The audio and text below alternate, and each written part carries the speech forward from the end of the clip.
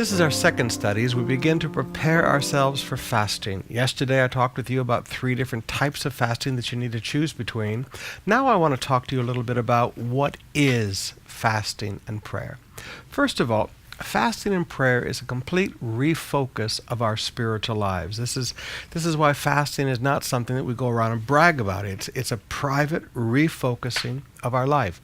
Maybe the best illustration is the Apostle Paul after he got born again in Acts 9. He went on an absolute fast for 3 days. He's refocusing his life. He just got the shock of his life to find out that everything he had believed in was wrong and that he'd been actually persecuting his Messiah.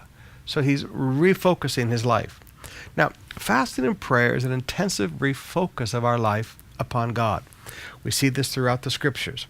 For instance, in 2 Chronicles chapter 20, verses 3 and 4. Alarmed, Jehoshaphat resolved to inquire of the Lord and proclaimed a fast for all of Judah.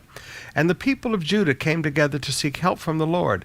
Indeed, they came from every town in Judah to seek him.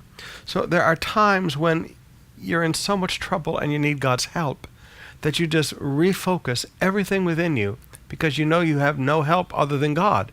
So you refocus everything in your life upon God. It's a time of just coming together and getting yourself refocused on God.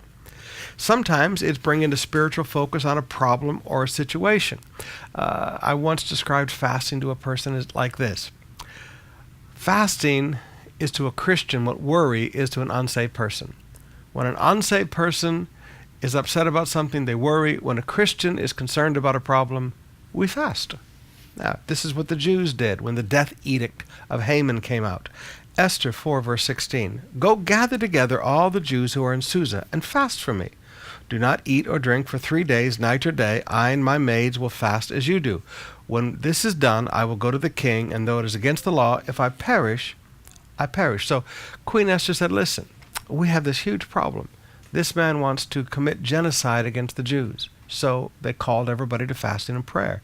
Jehoshaphat called the people to fasting and prayer when the armies of the Moabites and the Ammonites came to attack them, which is really interesting to me because remember, Moab are the descendants of Lot and Ammonites are the descendants of Lot and his incestuous relationship with his daughters.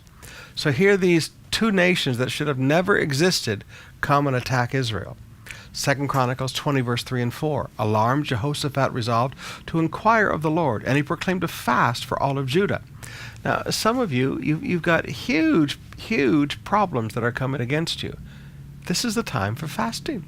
Ezra chapter 8, beginning with verse 21. There by the Ahava canal I proclaimed a fast, so that we might humble ourselves before our God and ask him for a safe journey for us and our children and all of our possessions. Ezra was about to lead a group of people back from the captivity to the promised land. He said, listen, before we go, let's humble ourselves in fasting and prayer. Let's come before God in fasting before we begin this great project. I've often told people before you begin the construction of your house, have the family fast. Before you start a new business, fast. Before a church starts a building program, fast and pray. Before you start some great new venture, refocus yourself, humble yourself in fasting and prayer. So what is fasting? It is a refocusing of ourselves like a laser beam on God. Focusing on the problems, focusing on challenges, focusing on attacks that are coming against us, focusing on new projects. This is why we fast.